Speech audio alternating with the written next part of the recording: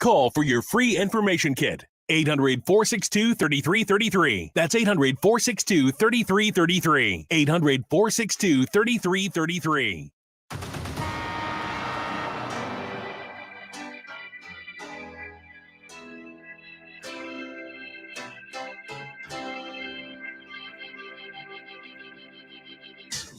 Jacob Albracht, Tommy Castor. This is Sports Daily on Wichita's #1 sports radio, 97.5 and 1240 KFH.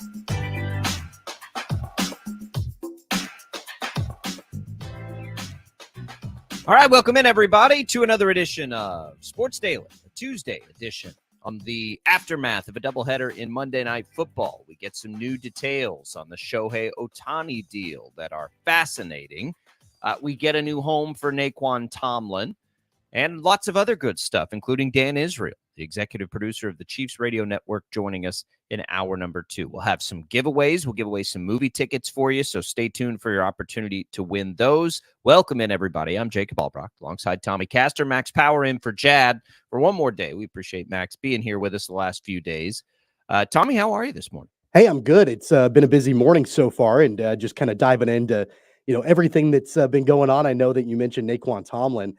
I didn't know that until just right now, looking it up in the last couple of minutes. So that's a big deal, and I know we've got a lot to get to today.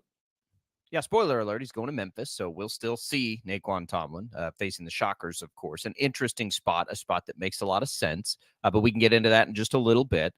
Monday Night Football last night. We'll get into the Shohei Ohtani deal in just a little bit, but let's start with what happened most recently, Tommy. And another reminder that the NFL is the NFL, and that it is absolutely not just a cliche to call it a week-to-week league. You had 2 upsets last night in Tennessee beating Miami and in the Giants beating Green Bay. Now, the Giants beating Green Bay might stick to Chiefs fans just a little bit because Green Bay recently beat Kansas City, but it's really the other game. And not only did Tennessee beat Miami, by the way, Miami had to try really hard not to win that game. Tennessee gift wrapped them 14 points late and then came back and won anyway. This is, and I want to bring it back to the Chiefs because, you hear Chiefs games with us and all these things. We're right in the middle of it. This is why every time I want to freak out about the Chiefs, I'm like, yeah, well, nobody's that good this year in the AFC. Miami just at home got beat by Tennessee, and not just beat, like that's a bad loss for Miami. They still have not beat anybody good, right? And now when you had every opportunity, when Tennessee did everything it could to blow it, you let a rookie quarterback come back, score 2 quick touchdowns on you, and you lose. That team doesn't strike a lot of fear into me if I'm the Chiefs right now. In fact, nobody in the AFC strikes a lot of fear into me if I'm the Chiefs right now. I suppose Baltimore by proxy would be that team. But I mean, this is just a strange year in that the elite team probably exists in San Francisco, and that might be it. Like that might be it across the league. It certainly, to me, doesn't exist in the AFC. And we watched those games last night, and it is going to be nuts when we get to the postseason in the AFC. I mean, really, like I don't know what's going to happen, and I don't know who to favor in that scenario. I know you like Baltimore. I don't trust Baltimore. It's just wild. This is wild week in and week out in the NFL. So I think that where you are mistaken a little bit is as far as not having any kind of concern about a team like the Dolphins. The reason why I still do is because their talent level is over the top. Did they execute in a great way last night? No, they didn't, but they've got the talent level to do so. Tyreek Hill banged up, hurt his ankle, was out for a little while, came back in. But if he is healthy, he's the best receiver in the league. Jalen Waddle opposite him had a pretty good game last night. Raheem Mostert running the football and Devon Achane, they both are pretty effective runners. And then, of course, Tua Tagovailoa has been, a guy that I think people have been considering for an MVP all season long. So from a talent perspective, it's all there. It's just a matter of whether or not they can put it all together. They've not put it all together several different times this season, but I think from a talent perspective, a team like the Dolphins and a team like the Ravens, they've got the talent level to not only match up against Kansas City, but I think to have to be better than Kansas City. It's just a matter of whether or not they can put it all together week in and week out. That's great that they have the talent. They gave up 403 yards to Will Levis in a Titans offense that does not have the talent at home after a bye, right? They've got Derrick Henry, who got in the end zone twice. No, they didn't have a bye. Derrick Henry's it ran for about 2 yards a carry last But he night. got in the end zone twice. He scored twice. I'm sure he did. Right, yeah, at 2 yards a carry. He's scored the running twice. back that got the goal line carries. That's fine, but like I don't want to make excuses for Miami. I'm not saying Miami isn't a dangerous team. Of course they are. DeAndre Hopkins had an incredible night, 124 yards and a touchdown catch that was incredible. And, so like they do have talent. They're not just a bunch of scrubs. I mean, I know they've got a rookie quarterback in Will Levis, but I think the Titans have underperformed a little bit, over the course of the year. I think they've got 4-8. They were 4-8 coming into the game and had played like just not good defense for a while. And Miami didn't have its best. I'm not saying Miami's not dangerous in the playoffs. They are dangerous in the playoffs. They so are the absolutely Chiefs, are so are the dangerous. Bengals. Of course they are. So are about 9 teams in the AFC. I still believe, until I see otherwise from Kansas City, I don't think they're quite as dangerous in the playoffs as the Dolphins. Miami. And they didn't score at all in the second half in that game. But they won the game. I don't care if they didn't score any time. They won the game. They won that game. Miami, you know what Miami's best win is? An early season win against the Broncos. Not the Broncos lately, the Broncos in week 3. Their other wins, okay, the Chargers, the Patriots, the Giants, the Panthers, the Patriots again, the Raiders, the Jets, the Commanders. That's their wins. Their losses, the Bills, the Eagles, the Chiefs, the Titans. But haven't we talked about for the last I have never seen a more Jekyll and Hyde team than Miami. But haven't we talked about over the last several weeks about how the final few games for the Dolphins will tell us a lot? I mean, after you get through this weekend's game against the Jets, they've got the Cowboys, they've got the Ravens, and then they've got the Bills. So you were going to know how exactly dangerous this team is going into the playoffs after the final 3 weeks of the season. And I think that, again, from a talent perspective and from a explosive perspective, that's the one thing that we've said about the Dolphins all season long, that when things are clicking, when they're healthy, when things are working well, they are maybe the most explosive team, in one of the most explosive teams in the AFC, if not the most explosive team. So, I mean, look, like I get it. They haven't really beaten anybody, and they've kind of fallen on their face when they're playing better teams this season. But I do think that they are built to be dangerous in the playoffs. That's where I want to see Miami make that run. But all of these teams are dangerous in the playoffs, which is my point. Like it's the Spider-Man meme. When you look at the AFC right now and you look at all these playoff teams with maybe the exception of Baltimore, they're all the same. They can all do certain things well, and they could all win any game in the postseason. And look, I just want to know. Same. I just want to know from you why you continue to not be a believer in Baltimore, because they between Lamar Jackson and their wide receivers, and oh, by the way, their defense, I know didn't have a great game on Sunday against the Rams, but generally speaking is a pretty solid unit. I feel like you're not a believer in them at all, and I don't really understand why. They're the leader in the clubhouse, don't get me wrong, but Lamar Jackson's got to show that he can stay healthy, which he hasn't done at the end of seasons in, I think, 3 years. The Rams go across the country, and the Rams, last week's a little confusing to me because I think the Rams are better than we think, but that's a game at home coming off of a bye when you have a West Coast team traveling to an early window. But Baltimore has been really bad in the second half of games. That's my problem. They're not a great finishing team. But yeah, they've done the most, certainly, and they've won by the bigger margins, right? So, and they're going to get some good tests here too over the next 3 weeks. Jacksonville, the Niners, Miami, and maybe Pittsburgh in that finale. So they've got plenty of time to prove it. I think they're a heavy favorite to get home field, but you can't afford a whole lot here in these final 4 games. Their final 4 games are tough too. If you want to talk about, teams that, like, if you're concerned about Miami not beating anybody, then you take a look at Baltimore. I mean, they beat the Texans. They beat the Lions. They blew them out 38-6. They No, beat I the agree. And they Seahawks, blew them out smashed by Seattle. 34. Totally. You know, they beat Yep. the Bengals twice. You know, like they're a team that they have beaten people, right? And Don't misunderstand. Like, they could beat any team in the NFL too, but do you think, would you say, and this is just on like a feel, right? Would you feel the same way about Baltimore that you do about San Francisco, who's the clear favorite in the NFC?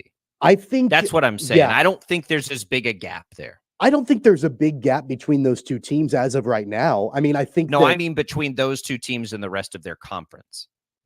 Like the gap between San Francisco and everybody else in the NFC feels bigger and more normal for an NFL season than what Baltimore might have over the AFC field. Well, look, we're going to find that out on Christmas Day, right? I mean, the Ravens and the Niners play each other on Christmas Day. Absolutely. We'll find out exactly where the Ravens are compared to the 49ers. The one thing that I can tell you about the Ravens, they haven't lost 3 in a row in the middle of the season like San Francisco did earlier this year. Correct. Right? Yeah. You know, and don't I look, my larger point is I'm not saying I don't think Baltimore can win a Super Bowl. Baltimore absolutely can win a Super Bowl, and they're the favorite right now in the AFC. I would probably make them my favorite too.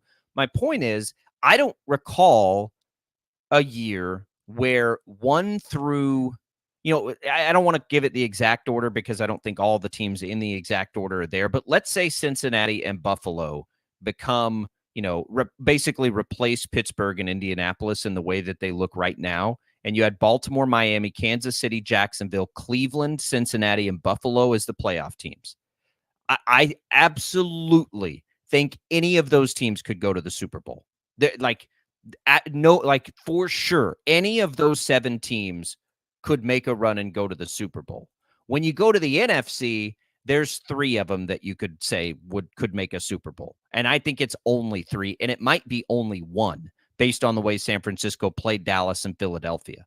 That's what I mean with the craziness of the AFC. I think it's San Francisco. Maybe you include Dallas and Philadelphia. Hard to when you saw what they did against San Francisco, but, NFL's a lot of different seasons. I get all that. But in the AFC, of all those teams I just listed off, which of those 7 teams would you say has no chance to win a Super Bowl? Baltimore, Miami, Kansas City, Jacksonville, Cleveland, Cincinnati, Buffalo. Based on what we've seen recently in the NFL? I would say the least likely would probably be Cleveland and then maybe Jacksonville after that.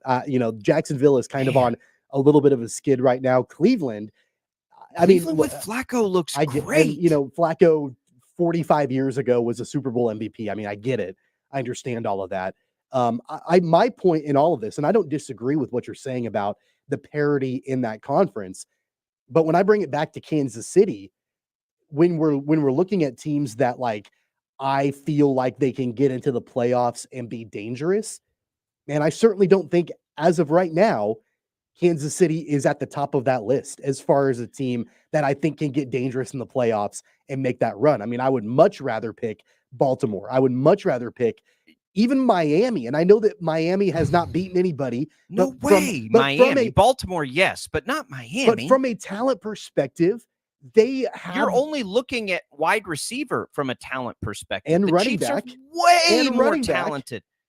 I don't know that I would say that over Pacheco. They run the ball more than the Chiefs do, but I certainly wouldn't say that at almost any position on the defense. There's an entire other side of the ball. You're out of your mind if you don't think that the Kansas City running backs match up to the Miami running backs. Like, as a whole, I would much rather have Devon Achane and Raheem Mostert right now going into the playoffs, running the football, and the way that Mike McDaniel utilizes them, than having Isaiah Pacheco and Clyde Edwards-Helaire and Jerick McKinnon with the way that Andy Reid utilizes the running backs. Absolutely, it's Miami over Kansas City when you're comparing those units. But Kansas City's got to find, as long as Pacheco's healthy, that's big asterisk. We'll see. They have a fine running game to complement their needs, but you're totally ignoring defense, in which Kansas City's better at almost every position. Sure. And how many times has Kansas City given up fewer than 21 points this season and lost the game? It's happened several times. Which defense is better? Kansas City's defense is absolutely better, but it's been proven multiple times this season that even though Kansas City's defense is great, that the offense has not picked them up. So the Kansas City, like, let's say it's a head-to-head matchup between Kansas City and Miami in the playoffs. Like we City, saw on November 5th when sure, Kansas City beat them 21-14. absolutely. And Kansas City Okay. gave up 14 points, right? Who's to say that Mhm. Miami couldn't score 21 or 24 points? Do you feel confident right now that Kansas City's offense can outscore them? I don't. I certainly don't have a lot of confidence in that right now.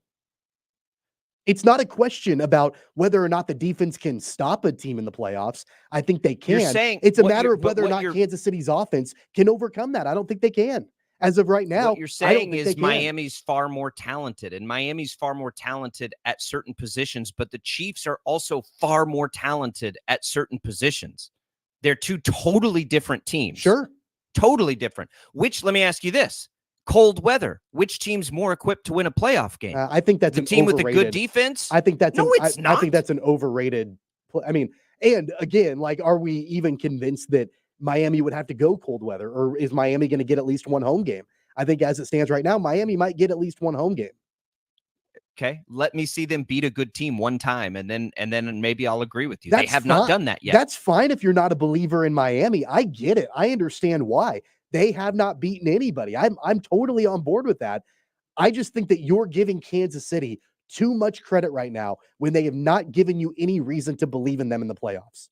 We're talking about them compared to Miami, who they beat. This is like the Alabama-Texas And they argument. were shut They out. literally beat They Miami. were shut out in the second half, and Miami I very don't nearly care. won the They game. won the game. They won All the game. I hear you say day in and day out is, I don't want to bet against Mahomes and Kelsey in the playoffs. I've seen it. I don't. I get it. I understand why you say that. They're great, and I'm a Kansas City fan. I get all of that. But outside of the historical nature of Mahomes and Kelsey, this Chiefs And team I has haven't given said me that for nothing. You probably said it, 3 but weeks. you said it multiple times though. Yeah. Don't bet against In the Mahomes and Kelsey past. in the playoffs. Yeah, in and the I past, get it. I have. But this is a different team. The Mahomes magic that we are used to seeing year in and year out, especially in the playoffs, those things are not happening in the way that we're used to seeing them. I'm not being a Kansas City hater. I love the Chiefs. I'm just calling it the way that I see it. And right now, yeah, they might have beaten the Dolphins a few weeks ago in Germany, by the way, overseas. I also don't think they got that you shut out saw in the the second Dolphins half. lose at home to Tennessee last night. Did you see that? I Did you did. see the fact that Tennessee gift wrapped that super talented offense 14 points at the end of the game? Otherwise, Miami's got 13 points in that game against a defense that has sucked lately. And Tyreek Hill was out for a portion of the game. Their For number a quarter. Their number For a one quarter. receiver. Did you also watch Kansas City lose to Buffalo at home inside Arrowhead on Sunday? Which is a better loss? I'm not going to start ranking losses. That's a ridiculous argument. The bottom line. Well, rank this loss. Kansas City beat Miami on a neutral field. They sure did. And they were shut out in the second half. They were up by it was 21-0. And then Miami very nearly came back. And then they won the game. They did and win then the they game. won the game. They did. And I would be interested to watch a rematch of that game in the playoffs. I really would too, because that's what I'm saying. Like, you can take any matchup of these 7 teams, if it's Cincinnati and Buffalo, right? I'm not going to say that about Indianapolis and Pittsburgh right now. But if those are the 7 teams, if it's any of those 7 in any matchup, I think any team could win that game.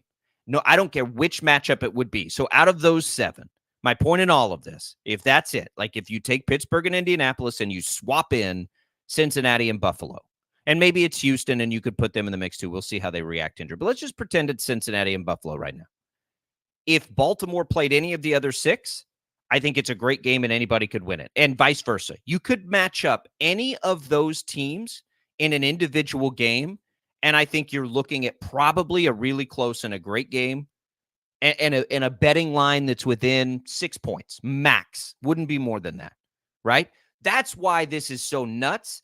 And that's why, like, when we hear the Chiefs yesterday, like, they can't lose sight of the fact that despite everything that's happened, there's still 4 weeks left in the regular season, and it is anybody's game in the AFC. Anybody's game in the AFC. My final point on this, I think you're giving Kansas City far more credit right now than what they deserve.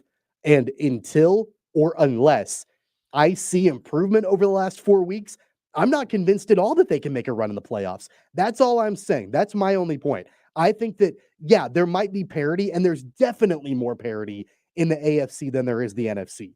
I totally agree with you on that. But I don't think it's as clear cut as any one of these 6 or 7 teams could play in the Super Bowl, because I think that there are some teams, and Baltimore is number 1 on that list, that while there is parity, they are better. I think they are objectively better than any of these other teams right now in the AFC playoff picture. I don't think it's as simple as saying, well, it's wide open. Any one of these 6 teams can play in the Super Bowl for the AFC, because I don't think that that's fully accurate.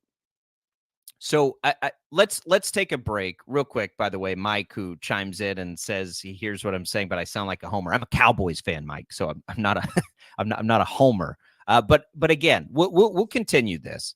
869-1240. I am a Chiefs fan, and I'm the one that's saying that I don't think they've got a chance to make a run right now based off what I've seen. I think I don't know how this turned into you're giving Miami way too much credit. They're one game better than the Chiefs. I'm not giving Miami way too much credit. And the Chiefs beat them. I'm not giving them way too much credit. I'm saying that Miami, from a talent perspective, can absolutely hang with any of these other teams. And I think that from an offensive point of view, if you were to match up Kansas City and Miami in the playoffs, yeah, Kansas City has a better defense, but I'm not convinced right now that the Chiefs offense can overcome what Miami does offensively. That's all I'm saying.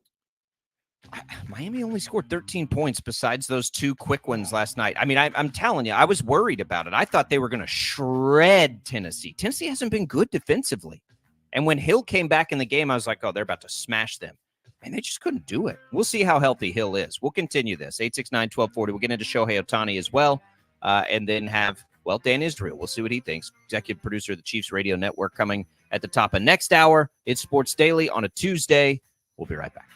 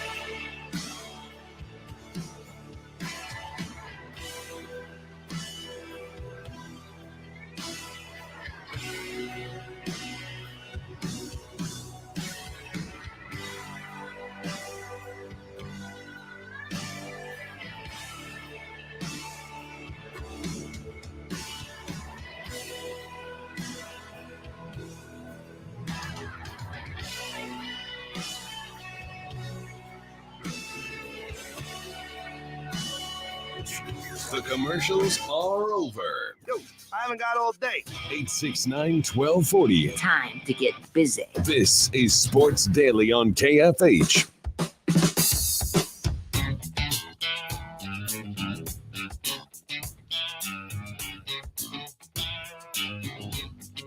All right, who wants to win some movie tickets? You can check out Wonka at Boulevard Theaters in Town West Square. Special sneak peek of the new musical starring Timothée Chalamet. 7 o'clock Thursday. This Thursday. We'll give away a pair now, and we'll give away another pair in the second hour. First caller to the IHOP hotline, 869-1240. Max will get us a winner as Tommy and I roll forward. We're talking about Monday Night Football and the craziness that has been across the league, really, mostly in the AFC, and who's got a chance, who doesn't have a chance. I think everybody has a chance that'll probably get into the playoffs. Maybe. We'll see if Pittsburgh and Indy get in. I don't think they have a chance, but I think everybody else does, including Buffalo and Cincinnati, if they can get in.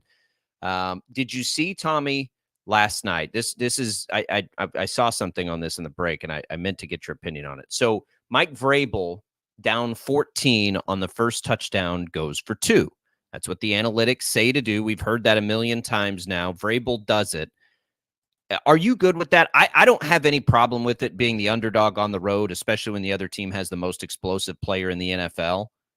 What did you think of that decision? Yeah, I'm fine with it. I mean, I think that coaches, some of them at least, are, embracing that aggressiveness, and they're doing it in a way that I think makes sense. I mean, that's something that the analytics, I guess, it does back up. I don't have as much support for coaches that are going for it on fourth down deep in their own territory. Think like there are times where you can be too aggressive, I think, for your own good. It's come back to bite Dan Campbell a couple of times, I think this season. So I think there's a fine line between like rolling the dice and when you're down 14, you've got to make up some points versus just kind of being reckless. And I think that it's subjective. I don't have a problem with what Vrabel did. Some of those other decisions I think are a little bit too reckless. Well, everything's in a vacuum, right? So some of the other decisions, like Brandon Staley, like it's stupid when you take it in totality. It's calculated risk. That's what this league is so razor thin. Right. If you take risks all the time, at some point you're going to lose on those risks. Yeah, maybe it's 55% likely and 45% unlikely. Well, guess what happens when you do it 10 times? You're going to fail, right? Several of those times, and that might actually cost you a win. So the analytics thing being like this Bible you have to follow constantly, which is what a lot of computer nerds out there would tell you. That's incorrect. I don't have a problem with Vrabel doing it, but I saw this, and this is what made me think of it during the break. Peter Schrager, who is on NFL Network, great NFL reporter, pointed this out. 25 times since 2018, when really this analytics boom kind of kicked in. It's happened 25 times where teams have been down 14 and gone for 2 on that first touchdown. And there's a lot to that stat, right? You've got to be able to be in a position. But how many times out of the 25 do you think the team that did that won the game? Less than half, maybe. 2. Last night was the Okay. second time. All right. The second time. So again, all in a vacuum. You take your computers and do what you want, but doing that has been successful to the outcome of the game 2 out of 25 times. It's not all about what a computer says will happen. Computers don't take into, account emotion. They don't take into account, momentum, which I absolutely and holistically believe is a thing, especially in the NFL.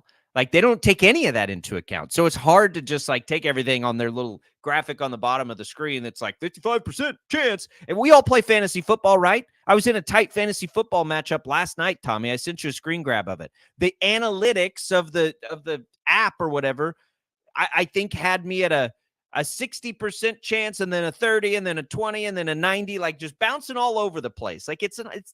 Sometimes we get a little out of hand with those percentages to do certain things. I want to get you and Jeff Lutz in a room together to debate about momentum, because that one thing I know about Jeff, he does not believe in momentum. Yeah, I know. It's a real thing. So I would love to get the two of you guys together to debate that, because I think he would have the opposite opinion of you. The one thing I will say, and this is not necessarily about analytics, but it is about Mike Vrabel as a coach.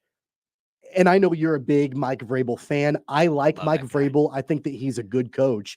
But the one thing that I've noticed about Vrabel, and I noticed it like really, it hit me last night watching the game.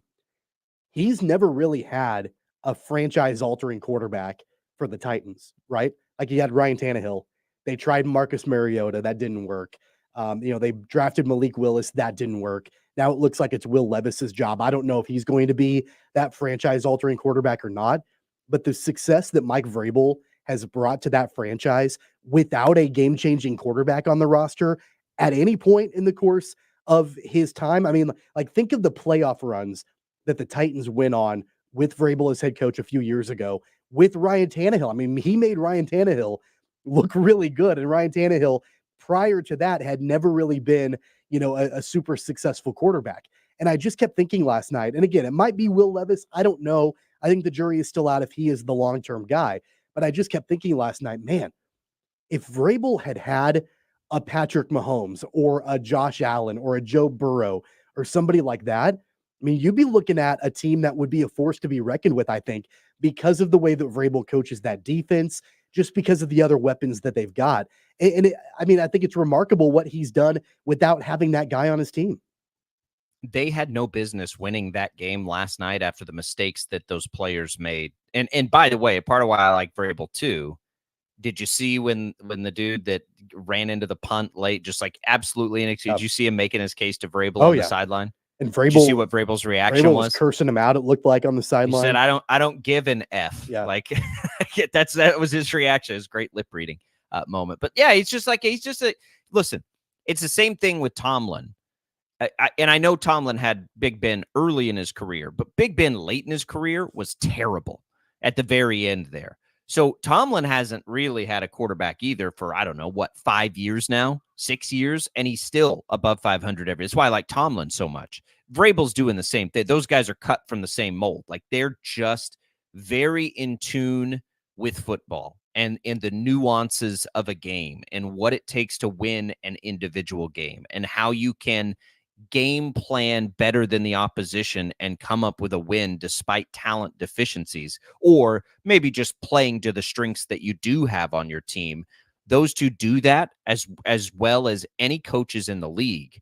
That's why they'd be near at the top of the list. Like, if I had to start from scratch, I would go right there to those two guys, probably above anybody. I mean, there would be others in the mix, certainly, that I'm probably forgetting about right now, but I'm with you. Like, they had no business winning that game. Miami had no business losing that game. The other game we haven't even talked about, same thing. The Packers had no business losing that game.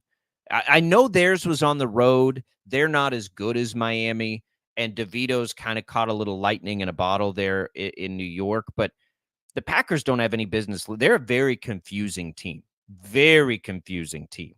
That looked like a team that probably ought to be in the playoffs and maybe could be like a team that could win a playoff game. Jordan Love has been very Jekyll and Hyde. This has just been it's such an unpredictable year this year in the NFL, other than Niners are going to beat people badly. They had their stretch, but for the most part, Niners are going to beat people badly. Ravens are going to that's gone away even a little bit, but there was a stretch there where the Ravens were beating people badly. I know the Cowboys are on a run. As a Cowboys fan, a great win over Philadelphia. That's such a good matchup for Dallas. Let's see what they do here down the stretch. But it's just wild when we watch Monday Night Football. Yeah. But look, just crazy. Going back to the Giants and Packers game, DeVito didn't have to do too much, right? Like, that really wasn't the focus of the game. They really leaned on Saquon Barkley. And I know that Barkley didn't have a great yards per carry night, but he got into the end zone twice. And that's kind of what you have to do. Like, it's been surprising. What Barkley's always been, by the way. It's been surprising to me that as soon as Daniel Jones went out and they went to Tommy DeVito, that Brian Dable and crew didn't really lean on like their strengths for a while. Like, I think last night was the first game in the Tommy DeVito era with the Giants where they really leaned on Barkley and they didn't try to make DeVito do too much, and it ended up working out for them. We got a message on our Twitter page, by the way, from Virgil, who says, going back to our point about the AFC, he says he's going to be Virgil's a Ravens guy, and I haven't seen the comment, but I'm going to guess it's pro Ravens. Well, he's got a couple of comments, so I want to start with the first one. He says, in a league that is week to week, The Ravens have been the most consistent team this year. Somehow Jacob refuses AFC. to see that. Yes. In 2 weeks, they go to San Francisco, a team that you trust, Jacob, that they lost 3 in a row. Then he also followed up by saying that the AFC is probably a 2 to 3 team race. He loves Flacco, but the Browns defense gives up 30 on the road. Browning is making himself some money, but he doesn't think he's going to win a Lombardi or CJ Stroud. He thinks it's the Ravens, the Chiefs, the Dolphins, and maybe the Bills. Yeah, I think those would be the bigger odds up there, but I don't know how you've watched any of those teams play and don't think another team can beat them. And Virgil's misunderstanding. And I get it. Virgil's got his Ravens blinders on, and I totally understand that. Virgil's a great football fan and a great Ravens fan. It's not so much, and I probably didn't do a good job explaining where I'm at with the Ravens. I like the Ravens. I think now clearly they're the odds-on favorite. They would be the betting favorite. I would call them that. It's just. But you've never been a Ravens believer this season. I'm just going to call it for what it is. Well, it's not that I'm not a Ravens believer. That's why I have a hard time. I think the Ravens are the best team in the AFC and have the best chance to win a Super Bowl. So I am a believer in that sense. What I still have concern with about the Ravens is that Lamar Jackson hasn't been able to make it through unscathed to the end. And that's not fair. It's just reality, though. It's been a few years now. So let's see that, number one. He's playing really well. And I think they deserve a ton of credit for the job they've done switching up the offense this year. They've done it despite having any consistency in the running back position. So I've got it. But they lost Mark Andrews, which concerned me initially when we started to have this conversation with the Ravens. I thought that would be a bigger deal than it has been. Likely's filled in. So there you go. They've proven that. So that's good. I mean, that's a pro Ravens comment. The defense has not been as good as it was.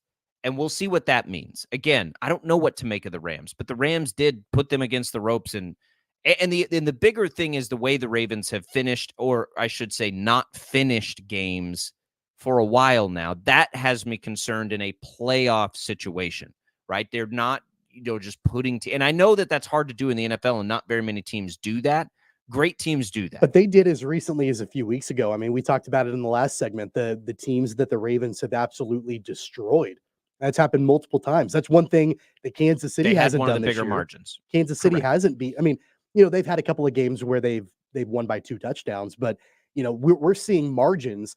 And I know earlier this season, but we're seeing margins from the Ravens of 30 some points, right? Like against the Seahawks and others. So that's there. I think the running back room for Baltimore, they've done a really great job at kind of that next man up mentality.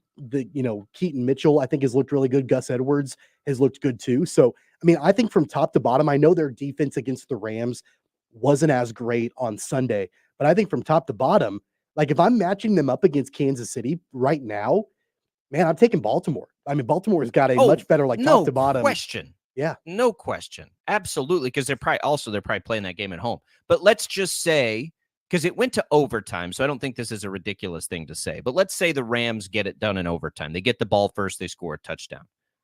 That one drive difference between the two games, like I think that we'd be a little cooler on that, and we'll see. They got to go to Jacksonville. I don't know. I don't think so, because you made that point in the first segment that the Rams are better than what I think they are. Credit for. I think they are, because they're finally healthy. It's not the Rams team from a year ago with Stafford out, and they're losing a bunch of games, and people are questioning whether or not Sean McVay will return.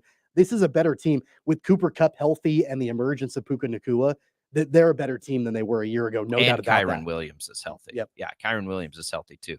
I like the Ravens, so don't misunderstand. I absolutely think they're the favorite in the AFC. I just think the gap between the field is very small, and smaller than it would be in normal years. I'll put it to you this way. I don't think the difference between the Ravens and the field is as large as it has been for the Chiefs, Bengals, and Bills, right? The last couple of years, where they were clearly, it's all, you just have to look to the NFC, right? In the NFC, we all know one of 3 teams is going to to the Super Bowl from the NFC. It's going to be San Francisco, it's going to be Dallas, or it's going to be Philadelphia. And obviously anything can happen. But in the terms of this conversation, it's like those are 3 clear-cut favorites. Are you out on Detroit? Are you completely out on Detroit? Yeah. Oh, yeah. Yes, they're not playing good enough defense. But so Yes, those are the three teams, right? And again, talk to me in a month because this is the NFL and injuries play a big part in this and everything else. In the AFC, maybe I would even listen to it's Baltimore and then it's a group of 6, but I don't think that the gap between Baltimore and that group of 6 is as big as it is in the NFC where you've got those 3 and then everybody else. So from a betting perspective, right, I could easily see Dallas, Philadelphia, or San Francisco be a double-digit favorite over any other team that's going to make the playoffs. In the AFC, Baltimore could play anyone at home, and I don't think, it's, again, assuming it would be Buffalo and Cincinnati, I don't think they'd be more than a 7-point favorite against any of those teams. I think it's that close, and I think Vegas would agree. It's impossible to say. I mean, who do they play this week? Jacksonville? What's the early line on the Jacksonville game? Let me look. And they're at Jacksonville, so it'll be a little bit deceptive. And I don't know I don't know that Jacksonville may be the worst team of the competitors. 3.5 points is what that line is. So, that's what I mean. I think everything is within that touchdown realm. It's just close. But I do think they're the best of the group. Don't get me wrong. Like, they're the healthiest, number one. So they're the healthiest. They have a defense that could be as good as any other defense when it's on its game. They're balanced offensively. Like, they have all the things to go win a Super Bowl. And I absolutely think they could go win a Super Bowl. I just don't think they're a clear-cut dominant favorite. I actually think that when you're comparing the conferences as of right now, if it were to end today, I would be more comfortable penciling in Baltimore as the representative from the AFC than I would be penciling in any team from the NFC. Like, I do think that it's one team. I do think it's Baltimore and then everybody else, where you've got the 3 teams in the NFC that are battling back and forth. So, it's sort of, which do you want to take? Do you want to take having to be better than 2 teams, which is the way it is in the NFC, or be better than 6 teams, which it is in the AFC? Because there's really only 3 competitors in one. And I do think there could be a situation where there's 7 in the other. So I agree with you in that sense. They're better than their peers versus San Francisco, Dallas, even though San Francisco has smashed both Dallas and Philadelphia. We probably don't need to ignore that. Healthy San Francisco, let's say that, right? When Debo's there and they're healthy, maybe they are that much of a favorite. But what are the chances that will happen?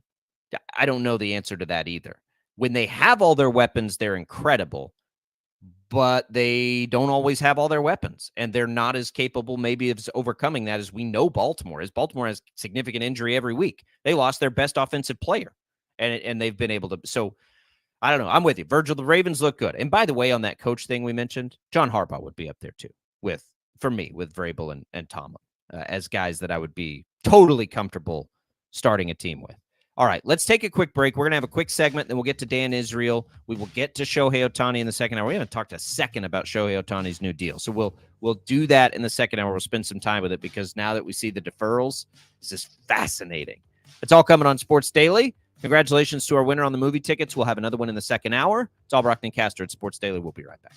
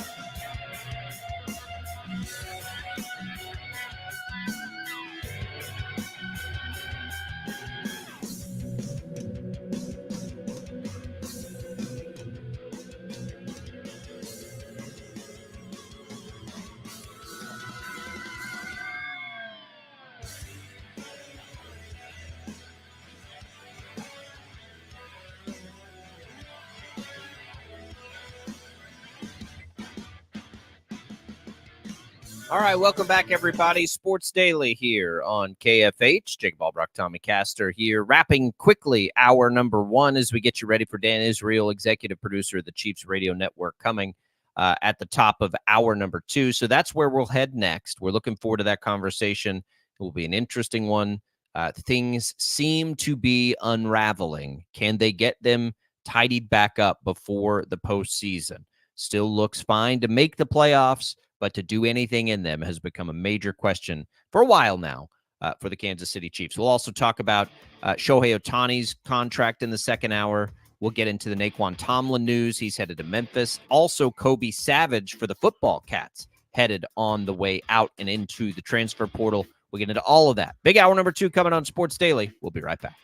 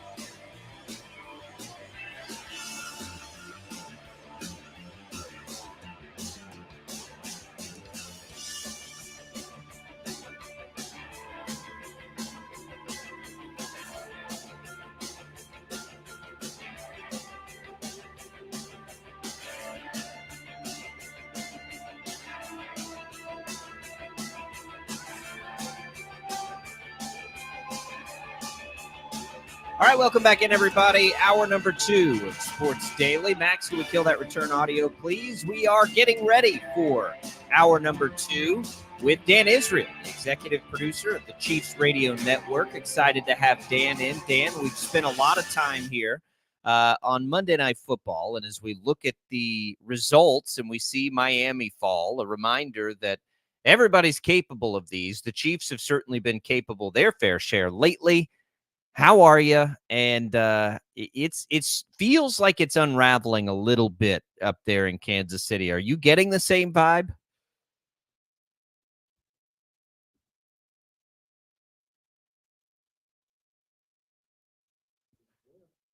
Do we have Dan? We may have lost Dan, so we'll work on that. You guys There he is. There we he go. is. Hey, Dan, what's going on?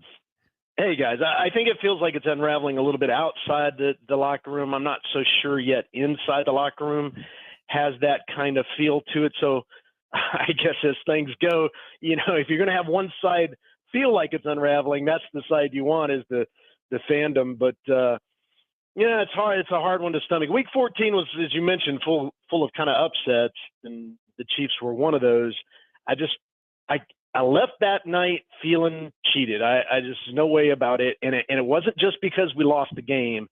I just felt like there were so many bad calls in that game. And I'm not trying to blame officiating, but it was really lopsided. I think we were already, before the big call that everybody's talking about with Kadarius Toney, we were already talking off the air that we had counted 7 calls that were anywhere from, benign to egregious.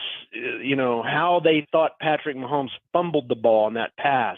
It was just a weird feeling, and I felt like we weren't getting beat by another team. I felt like we were kind of getting, just beat by the situation. I know they're not using that as an excuse, but that's the way I walk. When I drove out of the parking lot Sunday night, I felt like I had seen one of the better plays in my career by a tight end, and now it meant nothing because, something that happens 10 times a game. You saw it last night if you were watching Monday Night Football. Guys were lined up over the line, and I get it. It's, it's not supposed to happen. It's a penalty. You can't blame the refs for calling the penalty. Well, you can when Toney had done it 6 previous times in that game and nobody called him on it. I think there's an inequity that exists in NFL officiating that has to get fixed. Again, not saying that's why the Chiefs lost, but I'm getting tired of talking about referees. And unfortunately, this particular crew, which is always graded poorly, nothing's changing. Nobody's holding them accountable to anything. That's frustrating to me. Dan, I think the big difference between the game on Sunday and then other times where there have been situations with, referees and that sort of thing, the difference was the visible and vocal responses from 2 guys that typically don't do that sort of thing. And that's Andy Reid and Patrick Mahomes.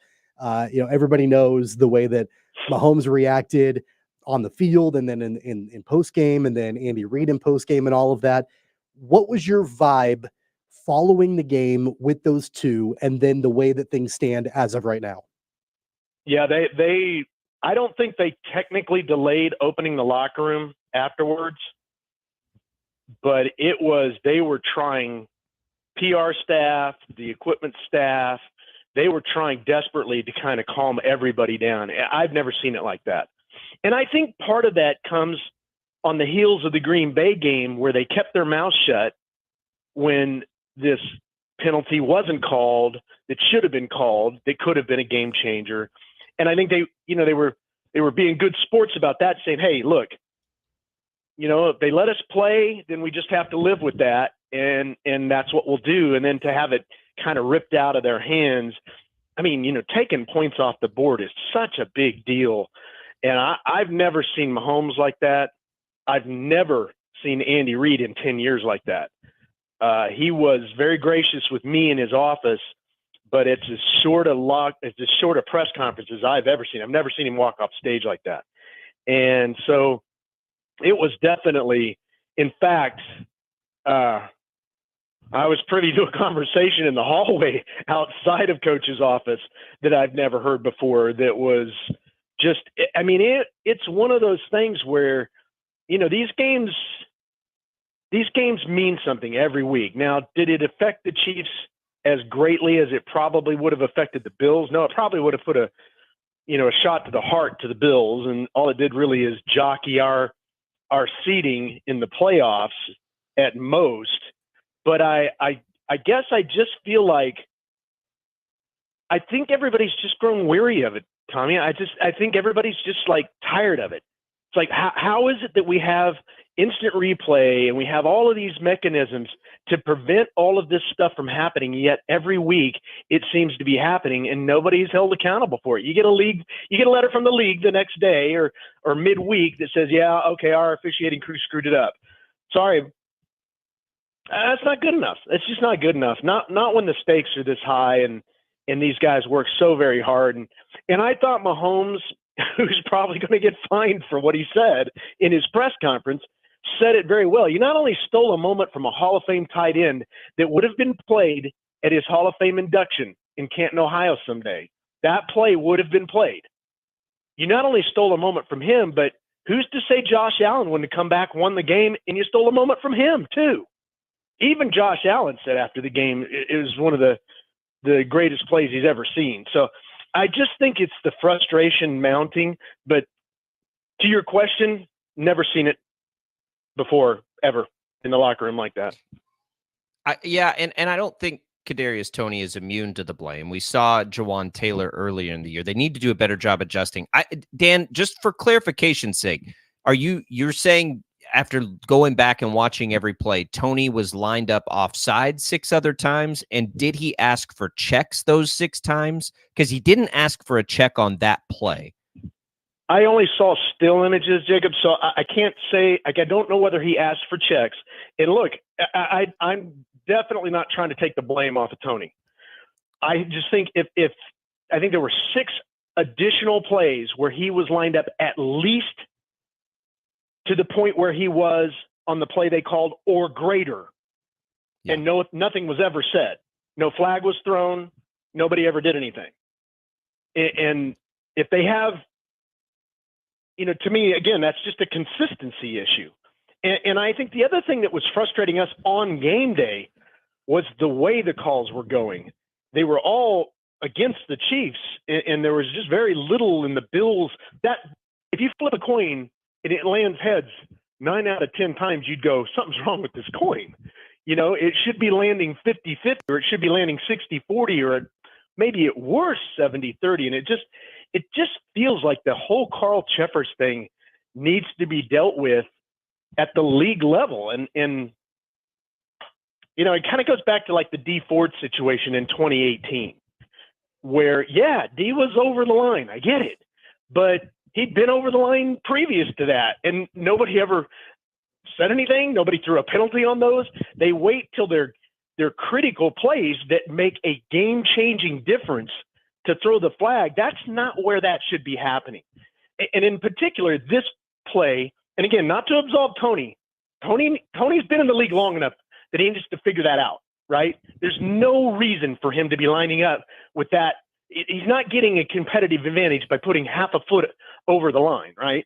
It's an insignificant amount. But the pass was thrown to Travis Kelce. Toney received no competitive advantage from doing that. Yep. So it just seems like a weird time for the guy to throw the flag, and he threw it very late. In my opinion, it was almost kind of an afterthought. So I kind of think he thought about it.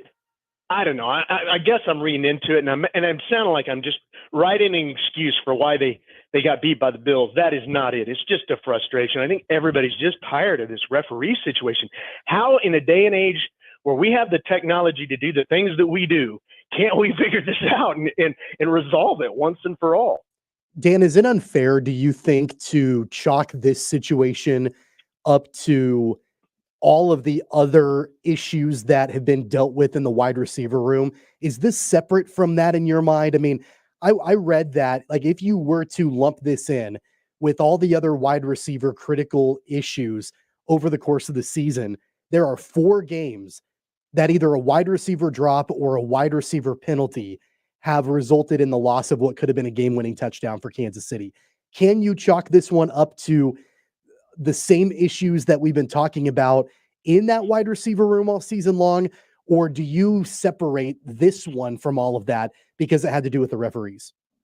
Well, I'll tell you, I didn't make that connection prior, but I think subconsciously, yeah, you can say that that's a factor. I mean, we were already frustrated at our own performance. And again, Chiefs lost that game. You know, the refs didn't steal it from them. You cannot make a game so close that a referee can take a game from you. That's on you. And that's what Tony did.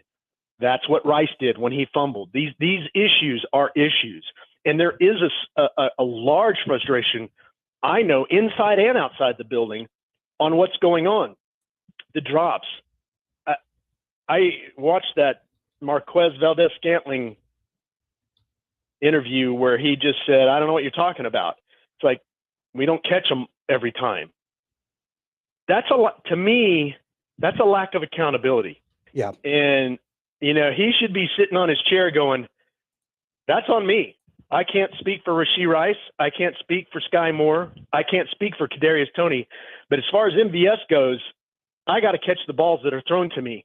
I got to catch the balls that hit both of my hands, and I got to hang on to that ball. I can't turn it over. These turnovers, I even think there's been some frustration, guys, with Mahomes himself. I don't think Mahomes has had his best year. He has done some really uncharacteristic things. My question, I guess, with that would be, is that because of what's going on in the White? Is it a lack of confidence? And if I throw this ball, what's going to happen to it? I know when I throw it to Kelsey, I'm safe. But if I throw it somewhere else, should I think twice before I throw it? Because, you know, those ones he throws in the dirt, that's so un-Mahomes-like. Mm-hmm. It's been strange. There were several of them, but it does wear. So, like, as we look at it, and we see the Dolphins lose last night, 15 and we yards see, in front of them. Yeah. Everybody besides the Ravens continues to stumble, and the Ravens have been the most consistent. We spent our whole first hour talking about if they're a tier above or not. But either way, if the Chiefs want to go in and be capable of beating any team in the postseason, what one area do you think is the most needed for improvement? The defense hasn't been quite as dominant. I brought this point up too, and maybe health is a bigger factor than we think. They were missing probably 4 of their 10 best players in that game. So if you had to point to one thing, like, what would it be to give the Chiefs a chance when we get to the postseason to win a Super Bowl? Yeah, I guess, Jacob, I'd say the wide receiver room has got to clean up the errors, because the passing game is so significant for the Chiefs. And when you're talking about having a quarterback the caliber of Mahomes, they have, and you know what? Let me back that up. Let's say the passing game, okay? Because, again, I think Mahomes is a factor here.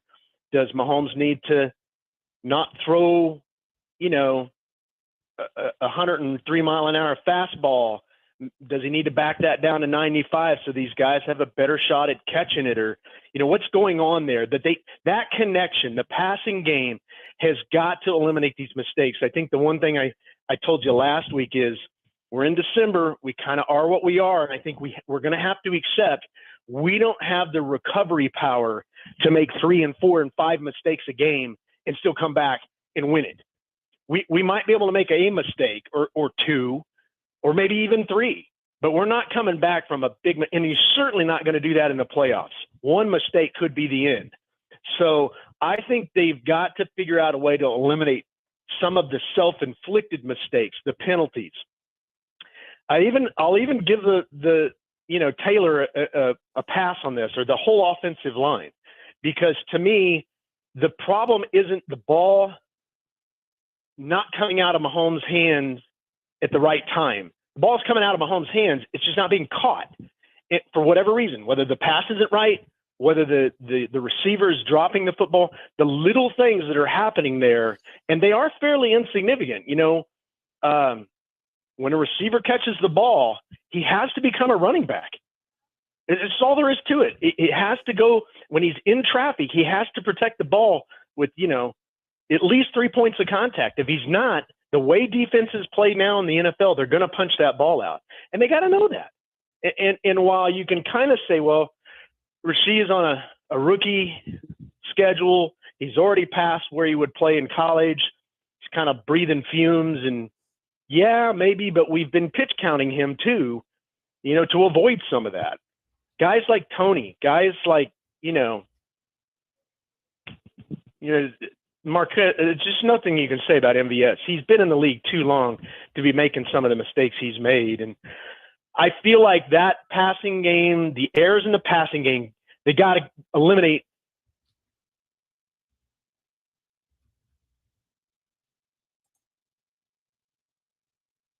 I We think may have we just lost lost him. Dan's connection. All right.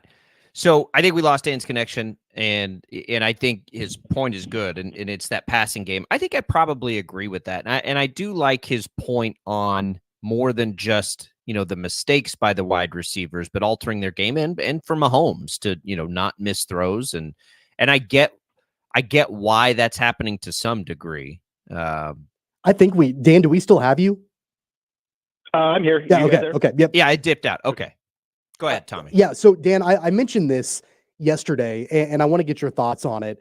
So the one thing that I think is going to get lost in the shuffle a little bit from all the controversy in the game on Sunday is the fact that the last 3 weeks, the Chiefs have not gotten out to good starts in their games. They've found themselves down 14-0 against the Raiders, 14-6 at halftime against the Packers, and then 14-0 against the Bills. It wasn't that long ago that we were talking about this team getting out to good starts, but then not being able to score any points in the second half. So to me, it seems like they're having a really difficult time stringing together a complete 4 quarters of offensive output. And I know that the passing game and the issues, the self-inflicted penalties, all of that, those are all things that play into that. But if this is a team that wants to make a run in the postseason, do you see any kind of way that, they can overcome this and actually be able to play a full 60 minutes of football? Well, I do think, if I gave you an honest answer about Sunday's game, as frustrated as the reffing was, as frustrated as the mistakes were, I really feel like where we lost that game was going 3 and out after, we had another opportunity to possess the ball. That has to stop. The 3 and outs where you've just got not stalled drives, but completely ineffective drives, I just don't see how you could get through the playoffs in that kind of scenario. And I feel like this year, maybe I should do the stats and do the numbers on this, but I feel like this year we've had an inordinate amount of three and outs. I mean, teams are getting Patrick Mahomes off the field. Defenses are getting Patrick Mahomes off the field in ways they didn't used to do that. And they do need to figure that out, because you can't have your defense out there, 35 and 40 minutes. You can't have them playing 10, 15 more snaps than what, they're really built for. And so I feel like that ineptness or that inability to kind of just keep a drive going is one thing that's really changed. And I think that's part of what leads into not being able to recover from mistakes. All right, Dan. Well, listen, the schedule softens up. The Chiefs need to go and let the schedule cures what ails them. We know after watching Monday Night Football last night that that's easier said than done. We know after watching the Patriots beat the Steelers last Thursday that that's easier said than done. But it needs to be done maybe now more than ever for the Chiefs, that they need some get-right games here, and they're going to have a chance to do it. Yeah, this Patriots contest, everybody talks about the challenge coming in. Look, I know Bill Belichick's going to have something planned, but this should be a good confidence builder for the Chiefs. They should be able to go out and play, I don't want to say a soft game, because that's not fair. I mean, you'll lose in the NFL if you do that. You can't overlook a team. But if they go out and they play their ball, there's nothing extraordinary that needs to happen. We have plenty of talent on this team to beat the New England Patriots, in my opinion. I agree. You'll hear the game. It's a noon game, those rare noon games for the Chiefs. You'll hear it with us on the Chiefs Radio Network. Dan will be in on that. Dan, we're looking forward to it. I'm looking forward to see how this team responds with that kind of fire and energy after the game. It'll be a big week emotionally, I think. Yeah, and I think that's important too, Jacob. I think that's the one thing you need is a gritty locker room, because adversity is part of this game. And, first time the Chiefs have lost back-to-back in a while, right? So how they respond is really important. Appreciate the therapy from you guys today. Yeah. It's really been helpful.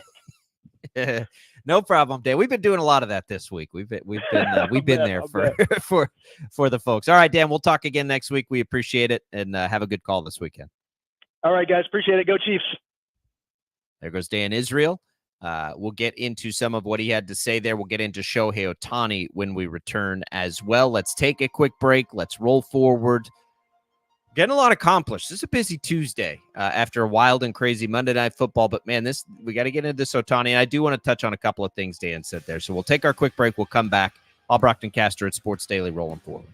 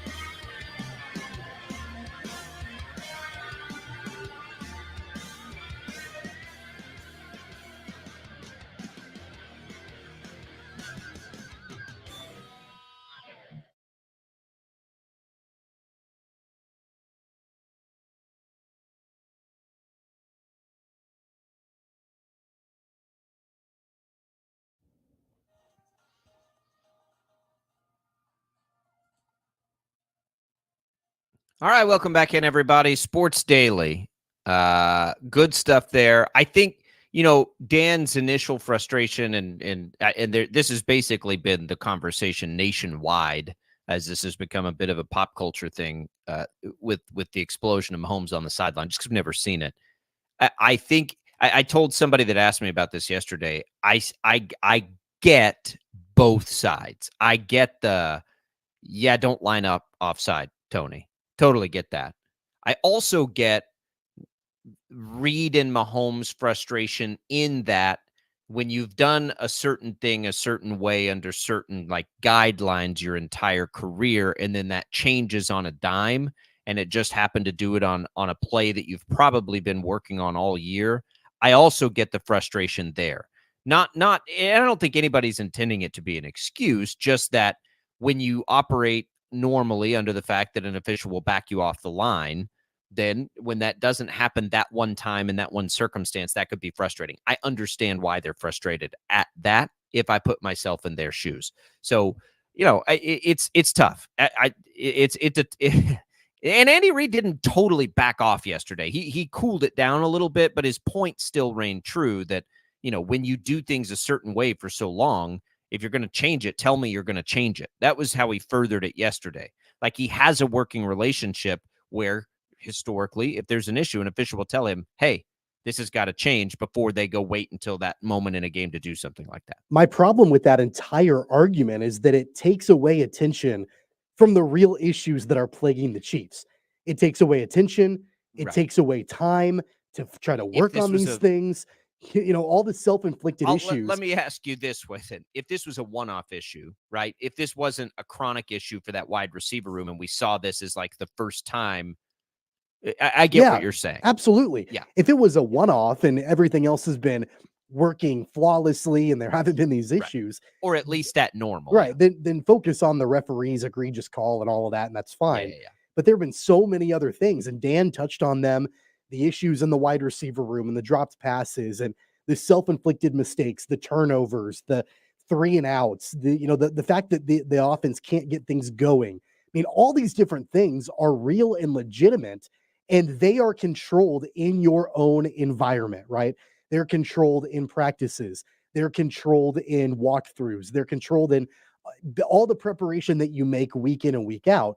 You can't control what the referees do. And I'm not saying that Andy Reid doesn't have a right to be upset if there was a certain way that, he was used to things going and then that wasn't the way that it ended up in that critical penalty. I'm not saying he doesn't have a right for that. I'm just saying that it takes away attention and time that you could be spending working on some of these issues that are really hurting the Chiefs right now. Yeah. I agree. We'll see how it motivates them. They're a team that uses motivation well, but Mahomes and Kelsey can only get so motivated, right? It's going to take some extra motivation and some extra finding something down deep from the other guys too. All right, let's talk about Shohei Ohtani. So we get the details of his contract yesterday. And when you talk about deferrals, that's an understatement. Basically, I don't know what the percentage is, but all but $2 million every year of this deal is deferred until after the deal is done.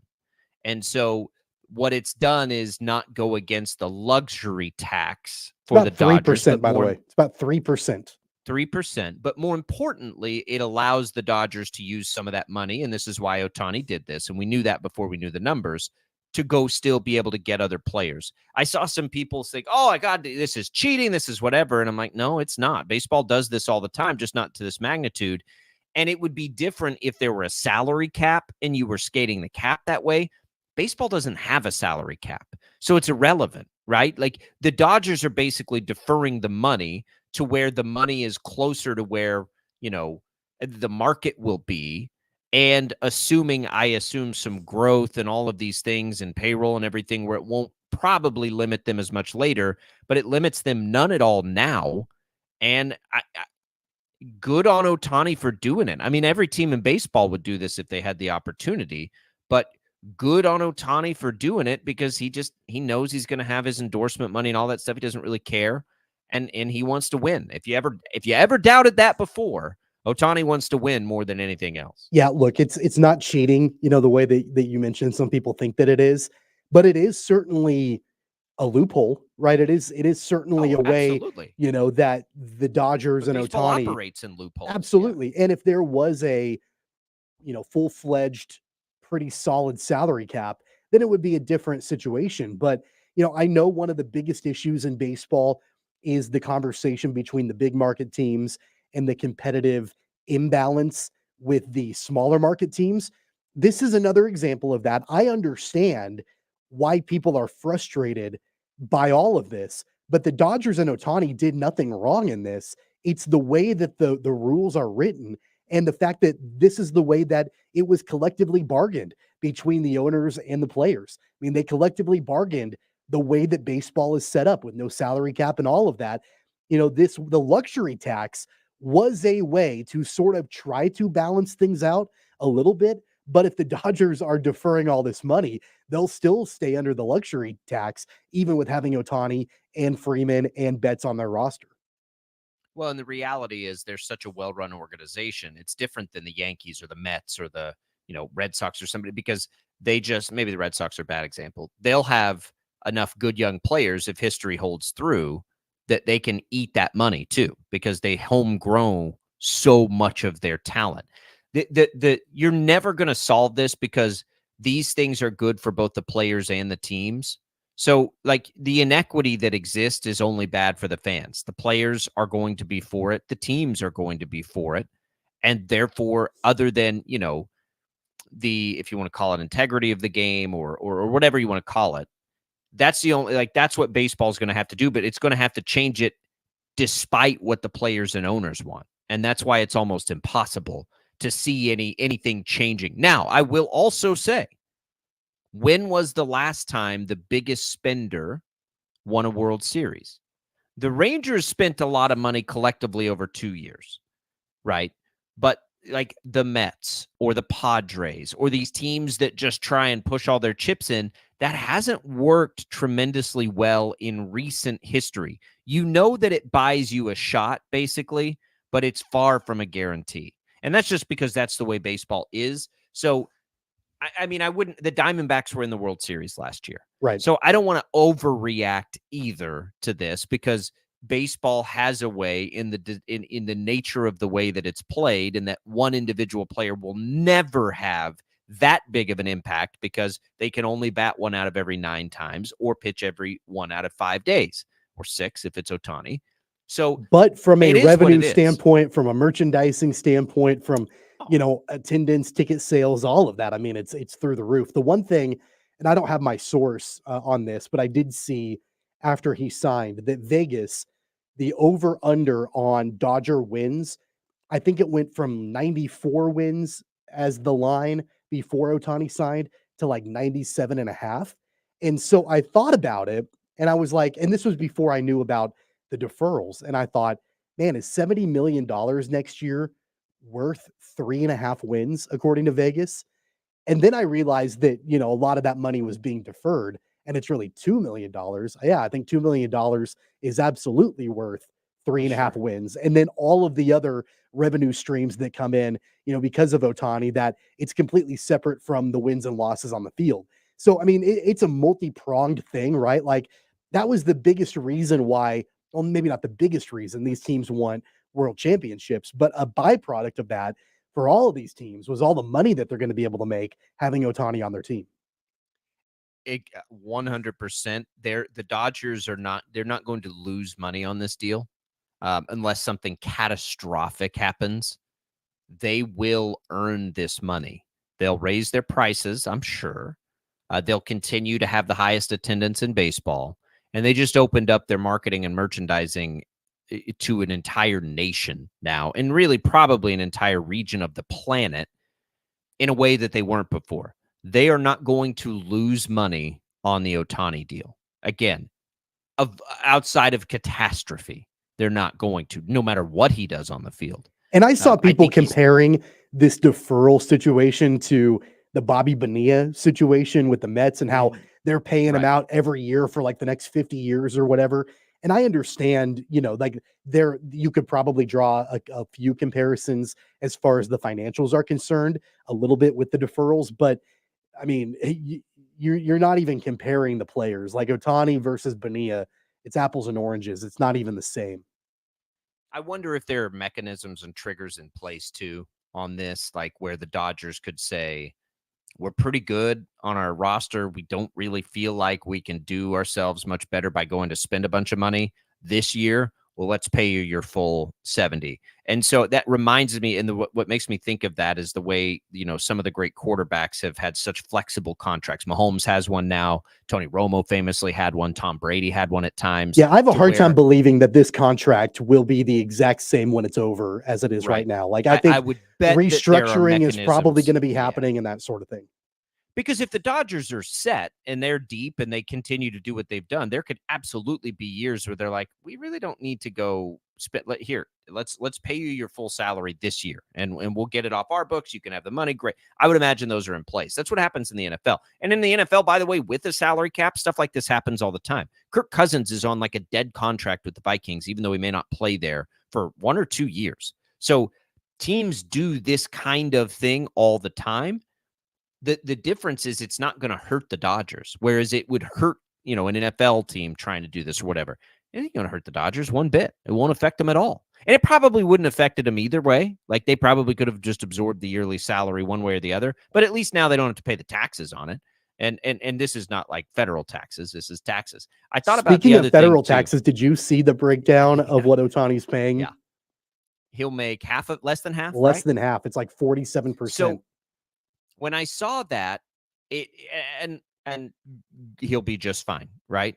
But it did make me wonder, like, so the Rangers are in a tax-free state. I believe isn't Washington, the state of Washington, oddly a tax-free state? I think it is, and Florida certainly is. Yeah. Of course, the Marlins aren't going to be in on Ohtani or the Rays, but the Rangers were at a moment. So if he's making 47%, which is, a little less than half, so let's call it $340 million. You don't have a state tax in Texas. You certainly don't have a really high state tax like you do in California. That got interesting when I thought about it. So, like, if you're making that pitch, and they almost certainly do, and you're like, look, yeah, you can sign for $700 million there. You're keeping $350.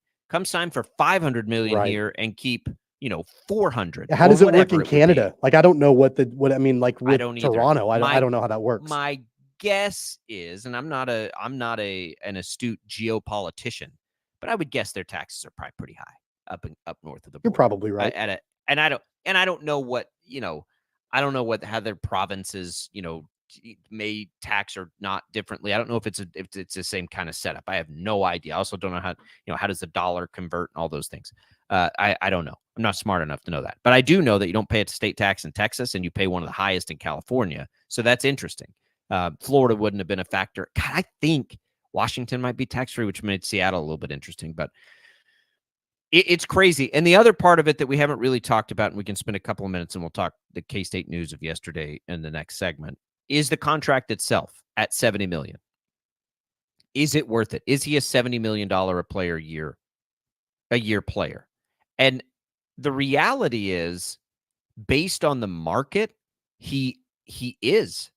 And that's what's crazy about this. When I first saw it, I thought the same thing as everybody. He'll never live up to it, which none of these players are ever going to live up to their massive contracts. And teams know that, right? You're trying to get enough good years at the front of it to justify it, and you're going to eat it on the back end. That's just the way the market works. But if you look at it, and we wondered this, I remember pondering all of this when his impending free agency chatter first started, and it was like, well, I mean, he's kind of a $40 million a year hitter and a $30 million a year pitcher. Do you just put them together and make 70? No, they won't do that. It'll probably come in under. But that is what happened. And if you look at the market around him, it's totally justifiable. Is he the biggest yearly contract right now, I believe, is Aaron Judge, right at around $40 million. Okay, so is he as good a hitter as Aaron Judge? Even if you say no, the next highest is Anthony Rendon at $35 million per year. We're talking about just per year. Is he a better hitter than Rendon? Yes, he is. So he's somewhere between 35 and 40 million. As a pitcher, this is where it gets really interesting. So the two highest paid pitchers right now in baseball on an annual basis are the age Ohtani will be when he's done with his contract, both of whom have had various injuries over their careers. If you look at guys that aren't that old and maybe a more comparable age, with significant injury risk, if you consider Ohtani significant injury risk right now, I think he'd fall somewhere under significant, but over moderate, right? Jacob deGrom got $37 million with significant injury risk. So, I would be willing to bet like Nola or Jordan Montgomery, they're going to get like $30 million this year. So somewhere between $30 and $44 million a year. Is Ohtani worth that as a pitcher? I would say his numbers would indicate even every 6th day, yes, he is. So really, because he does both things, you can easily justify the value based on the market he brings as a hitter and as a pitcher. And you get to 70 million and it kind of makes sense. It's like the Dodgers went out and signed 2 big-time free agents because that's kind of what they did. And remember, the value extends more than just on the field. It extends more than just the wins and the losses. I'm just I talking know, about on but the I'm field. saying that if there are any criticisms of the amount of money that he's receiving, yeah, I get he'll it, make like the the wins and Dodgers more losses, than but I mean, it's a great investment from a financial standpoint just for the Dodgers. Our crack researcher, Max Power, just handed me this. As of 2023, Alaska, Florida, Nevada, New Hampshire, South Dakota, Tennessee, Texas, Washington, and Wyoming are the only states that do not levy a state income tax. Washington does levy a state capital gains tax on certain high earners. So those are the only states that do not have a state income tax. Yeah, Texas. I wish I could. I wish, and we'll never see it, what Texas's best offer was versus the Dodgers. My guess is Texas wasn't getting up in that 500 million range, or they would have been a player long because they bowed out relatively early. So that would make me believe that no. And look, if Otani's willing to defer all that money, he also has a grasp of his Right. off the field value, and being in LA with that organization. I would argue maybe even for him more than the Yankees would be as lucrative a Yeah. place as he could be. I mean, the Mariners would have been interesting with the income tax in the state of Washington. It would have never happened because of the way that they have built their team and their payroll and all of that. But with the Athletics moving to Vegas, Nevada is one of those states as well. They would never would have paid Shohei that, but in Vegas, that would have been interesting. Again, that never would have happened. But there were some other opportunities there, and it was interesting looking at the way that the taxes would break down for him in California because, yeah, it was less than 50% for Shohei that he's actually netting. Poor guy. I just can't. And that's the other crazy thing too. Like thinking about like how much of that comes in a decade. Like what a strange dynamic it all is with Shohei Ohtani. All right. We better take a break if we're going to get to Naquan Tomlin and Kobe Savage. Let's take a quick break. Max, let's get a movie ticket winner on the way out here. You can go see this week the new Wonka movie featuring Timothée Chalamet. That's Thursday at Boulevard Town West Theaters. First caller to the IHOP hotline right now, 869-1240 gets a pair of tickets. Tommy and I will come back. We got Naquan Tomlin news. We got Kobe Savage news. K-State fans, here we go right after this.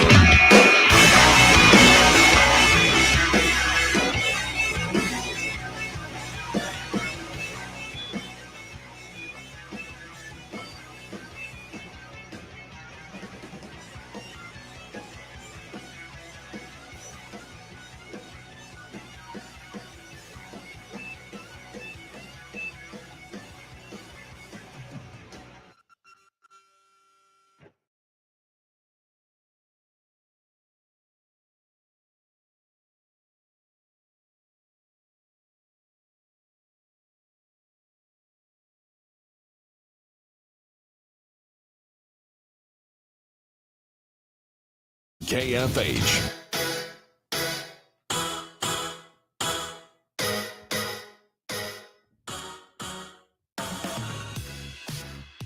All right, welcome back, everybody. Sports Daily here. Let's spend just a few minutes, and we will get more into this throughout the week, K-State fans, but a couple of significant items yesterday. First, Kobe Savage enters the transfer portal. I gather that there had been some chatter about that, Tommy, but you're talking about a team captain, a leader on that defense. And I don't know if it should be like a red flag or something, but it is a little bit strange. Like, what would make him want to do that now? And the only reason I say that is it makes me wonder, like, where K-State is. They've had like 19 transfers this year. Are they maintaining competition in a competitive nature through the NIL is what this sort of makes me start to wonder about. Yeah, that was my first question too. And I think that I think I asked Tim Fitzgerald about that last week or 2 weeks ago on the show about, whether or not there are issues with NIL at Kansas State. And, I think that there's, maybe, and I don't know, I don't have any inside information on this, but I wouldn't think that there are like internal issues, like locker room issues and things like that. I've not heard anything about that. So when you're trying to draw conclusions, I wonder if there are NIL issues. And I think that speculation will continue to grow as you've got more players that are entering the portal.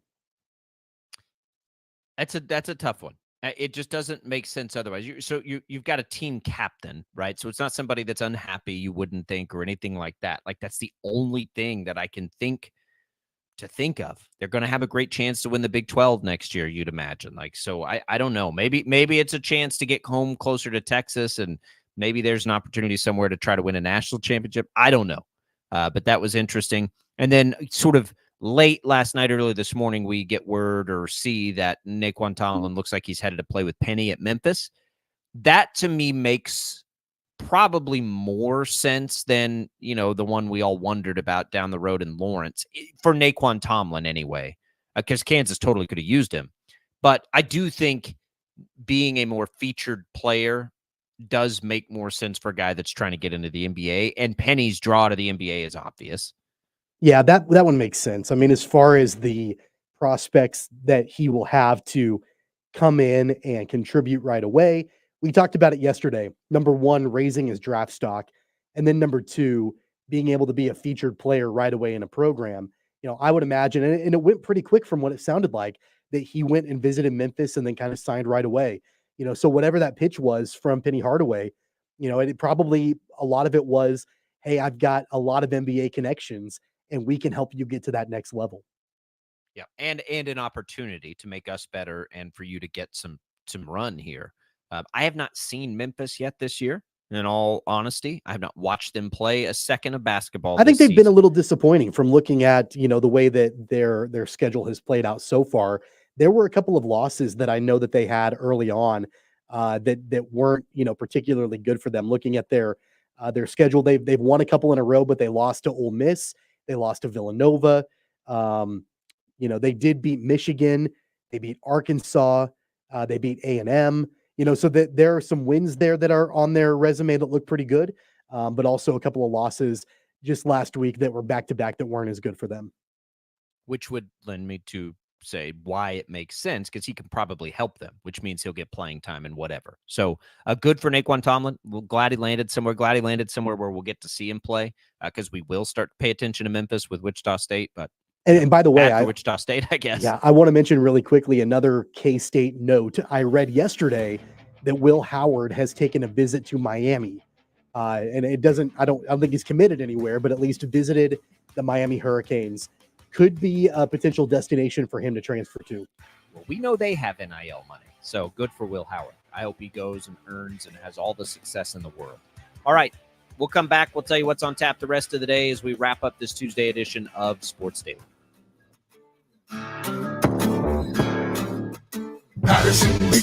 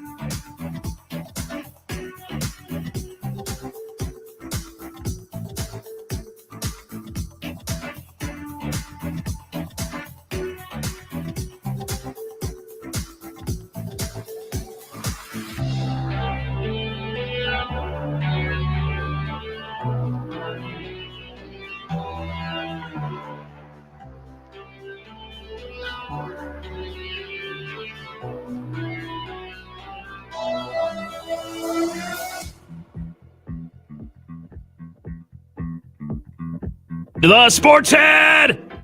Wichita's most listened to sports radio, 97.5 and 1240 KFH.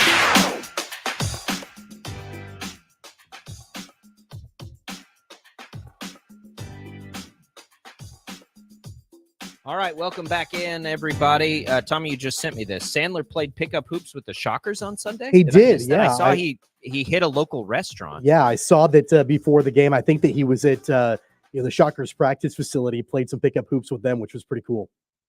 That's cool. I did miss that. No, I didn't see that. That's awesome. That's really cool. He was making. I wish I would have gone to the show. It just wasn't working out timing wise. But I wish I would have, especially when I saw his guest list. That was like our who's who of comedians back in the day. Well, next time. All right, everybody. Thanks for joining us today. We'll come back tomorrow, do it all over again, get a little more in-depth maybe on some of this K-State stuff. Stick with us. We'll see you then. For Tommy and Max, I'm Jacob Jadd. Will be back tomorrow. See you then.